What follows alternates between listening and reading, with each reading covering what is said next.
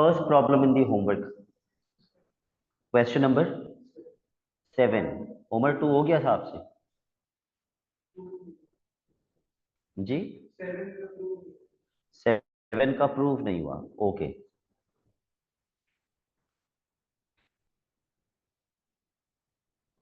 हाँ, ये थोड़ा सा मुश्किल है। 7 की प्रूविंग कर लेते हैं।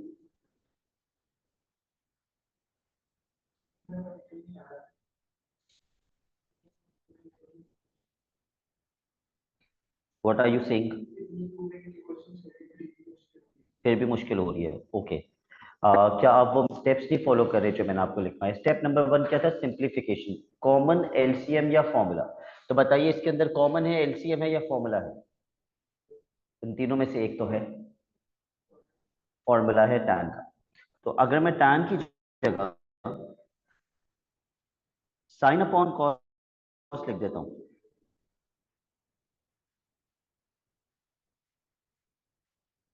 तो ये नीचे वाले कॉस थीटा का क्या बनेगा? ये इसका क्या करूं? यस, ये रेसिप्रोकेट होके ऊपर चला जाएगा, क्योंकि मैं चाहता तो ऐसे भी तो लिख सकता था। मैं डिवीजन के बाद लिख देता sine theta bracket 1 minus sign theta upon cos theta. जब मैं डिवीजन को मल्टीप्लिकेशन करता तो कॉस ऊपर चला जाता और बाकी सब नीचे आ जाता। तो कॉस और कॉस ऊपर जाके मल्टीप्लाई होके बन जाएंगे कॉस स्क्वायर थीटा। क्योंकि आप उन बच्चों को इसमें प्रॉब्लम हुई होगी जिनको एग्जामिनर की फेवरेट आइडेंटिटी में प्रॉब्लम होती है। और राइट, मैंने सिंप्लीफाई कर दिया। Prove, I will go to step number 2। यहां तक भी कर लिया था, कॉस स्क्वायर को 1 माइनस साइन स्क्वायर थीटा तक भी लिख लिया था और फिर भी प्रूफ नहीं हुआ। ये तो बहुत स्ट्रेंज बात है। इसके बाद क्या किया? इस वक्त तो कैंसिल नहीं हो सकता, अभी तो कैंसिल नहीं हो सकता। क्या आप न्यूमरेटर में ए स्क्वायर माइनस बी स्क्वायर नहीं देख रहे? 1 स्क्वायर माइनस साइन स्क्वायर, दो ब्रैकेट्स क्या बनेंगे? 1 minus sine theta, 1 plus sine theta. वो जो इतने सारे क्वेश्चंस करे थे, सबसे ज्यादा फोकस मेरा इस चीज के ऊपर था। A square minus b square, examiner की फेवरेट आइडेंटिटी, कहीं ना कहीं पेपर में जरूर टेस्ट करता है। एक ब्रैकेट से एक ब्रैकेट कैंसिल, और मेरे पास बच गया, एक चीज गलत लिखी मैंने, ये साइन है। मेरे पास बच गया 1 plus sine theta upon sine theta. अब नवीरा क्या करेंगे? प्रूफ तो नहीं हुआ अभी भी। मुझे बताइए इसमें और इसमें क्या फर्क है? ये सेम तो है, अगर मैं कैसे करके लिख दूं?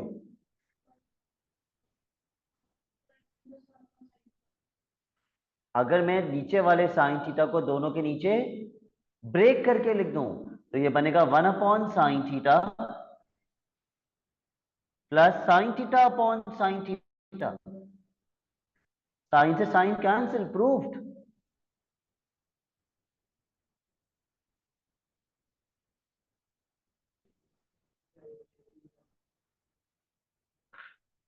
Inshal, have you sent me the homework? Yes. Which question did you face problem in? देख, क्वेश्चन नंबर 15 का पार्ट 2, नहीं वो हो गया था, सॉरी 11 का पार्ट 2 था। सर मुझे पूरा 11 11 का पार्ट 2, समझाना है, पार्ट 1 और 2। मैं पूरा 11 करवा देता हूँ। ओके, ये साइन की वेव है, साइन की वेव। मैंने आपको साइन की वेव करवाते वक्त बताया था कि उसका वाई इंटरसेप्ट क्या होता है, मैक्सिमम वैल्यू, पीरियड वगैरह। देखो किस पेज पे करवाया था। उसका वाई इंटरसेप्ट किसके बराबर होता है? तो साइन के वो सब बराबर। तो हो गया था, लेकिन बी की वैल्यू जरा अजीब सी आ रही थी वो। ठीक है, चेक कीजिए उमर फारूक उस्मानी, वाई इंटरसेप्ट किसके बराबर होता है?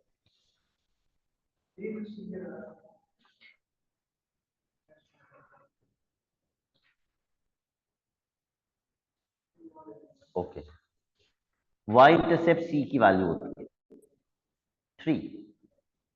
Okay, A amplitude, total height divided by 2. What is the total height? 12 upon 2, 6. b किसके फॉर्मूले से आता है? b पीरियड के फॉर्मूले से। पीरियड किस एंगल को कहते हैं जहां पे एक साइकिल कंप्लीट हो जाती है? और देखो यहां से रेपिटेशन स्टार्ट हो गई। तो एक साइकिल कितने एंगल पे कंप्लीट हो रही है? पाई पे। इसका मतलब इसका पीरियड पाई है। पीरियड का फॉर्मूला क्या होता है? क्योंकि रेडियन मोड है तो मैं रेडियन मोड वाला लगा रहा हूँ, 2 पाई अपॉन बी। इसका पीरियड पाई है तो पीरियड में पाई लिख देंगे, तो बी कितना आएगा? 2। प्रॉब्लम नहीं होनी चाहिए थी बी की वैल्यू में।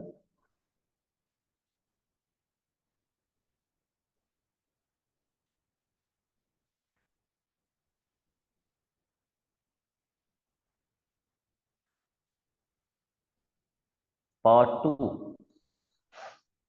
Find the smallest value of x in this interval for which y is equal to 0।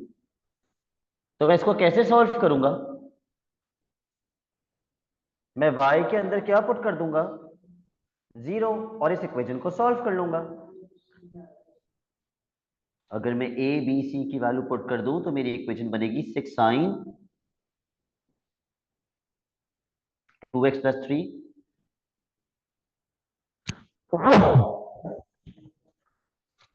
is equals to 0. How will I solve this equation? But before even solving this equation, what should I change? The domain. क्योंकि मेरी equation का angle क्या है? 2x। तो अगर x की domain 0 से 2 पाई है तो 2x की डोमेन कहां से कहां तक होगी? 0 से 4 पाई। Okay, now let's start solving the equation. सबसे पहले +3 वहां जाके -3 हो जाएगा और 6 वहां जाके डिवाइड हो जाएगा। तो -3 upon 6 will be -1 upon 2। Which two quadrants? 3 and 4। Alpha निकाल लीजिए।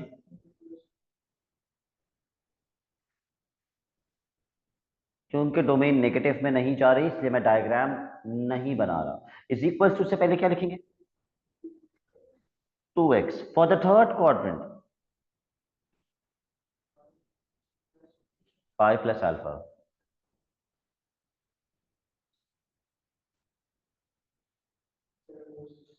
यस, लेकिन मैं फोर्थ क्वाड्रेंट का आंसर नहीं निकाल रहा क्योंकि मुझे कौन सी वैल्यू चाहिए? स्मॉलेस्ट। आगे जाते रहेंगे तो वैल्यूज बढ़ती जाएंगी, मुझे तो स्मॉलेस्ट चाहिए। तो 2 वहां जाकर डिवाइड हो जाएगा।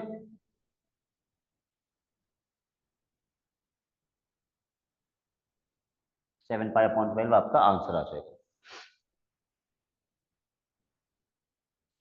एनी अदर क्वेश्चन हानि which you were unable to solve?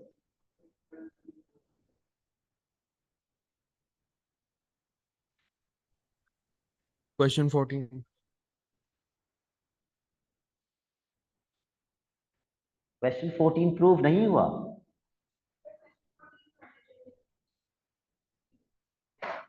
No, sir.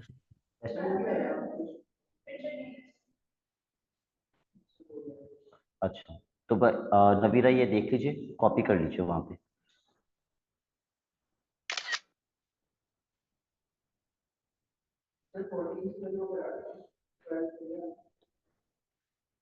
Twelfth भी नहीं हुआ? अच्छा, मैं करवा दूँ।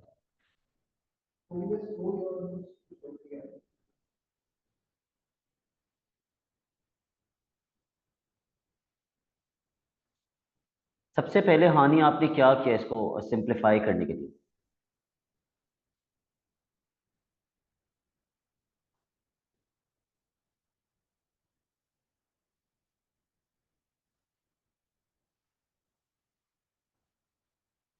हानि, how did you simplify? What was your first step?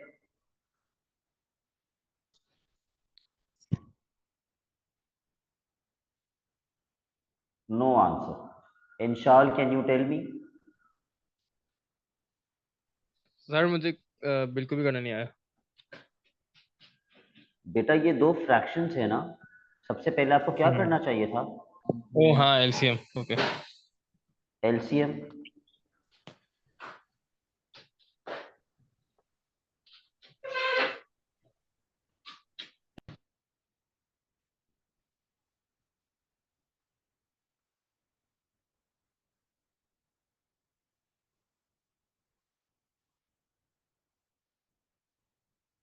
expand the brackets.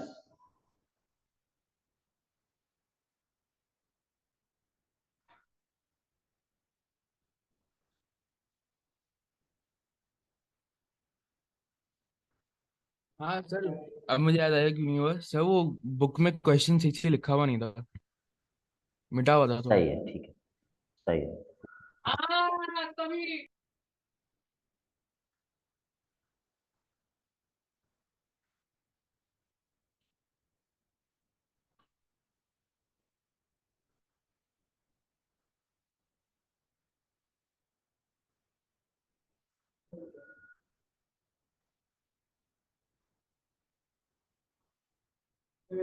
ये 1 के बराबर होता है, तो 1 + 1 क्या बन जाएगा?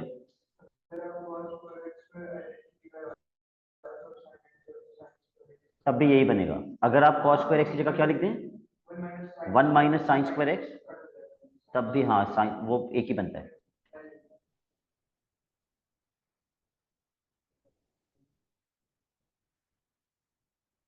आइडेंटिटी लगा दी तब भी प्रूव नहीं हुआ, so we will go back to step number 1, simplification. 2 common ले लेंगे।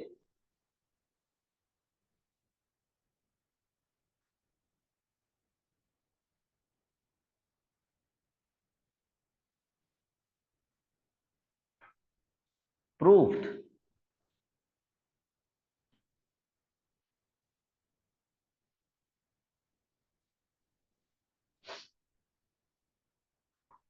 क्वेश्चन 12 कह रहे हैं आप? ओके।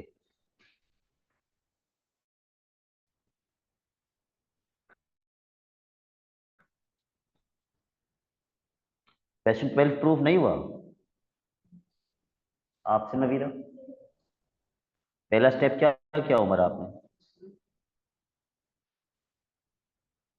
एलसीएम। तो साइन एक्स को किससे मल्टीप्लाई किया? 1 + sin x से। और माइनस साइन एक्स को किससे मल्टीप्लाई किया? 1 - sin x से। और डिनोमिनेटर में क्या लिखा? Yes, a - b, a + b, which is a² - b²। फिर आपने साइन एक्स को ब्रैकेट से मल्टीप्लाई किया, तो ये बन जाएगा sin x + sin² x -sin x, और उसके बाद क्या लिखा आपने? Plus sin²x। 1 - sin²x को tan²x लिख दूं नीचे? सॉरी, 1 - sin²x को cos² लिख दूं? ऊपर से क्या कैंसिल हो गया? तो क्या बचा? 2 sin² x अपॉन cos²x। तो ये कैसे प्रूव नहीं हुआ?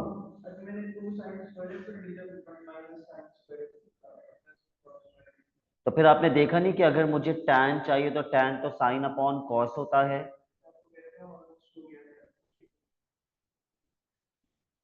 To tan²x।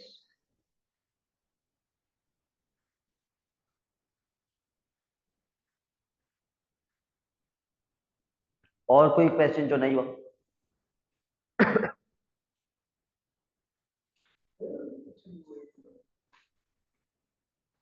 Everything done? All. वैसे तो बहुत सारे ही पूछ लिए आप लोगों ने मुझसे, तकरीबन सारे ही पूछ लिए, 2-3 छोड़ के।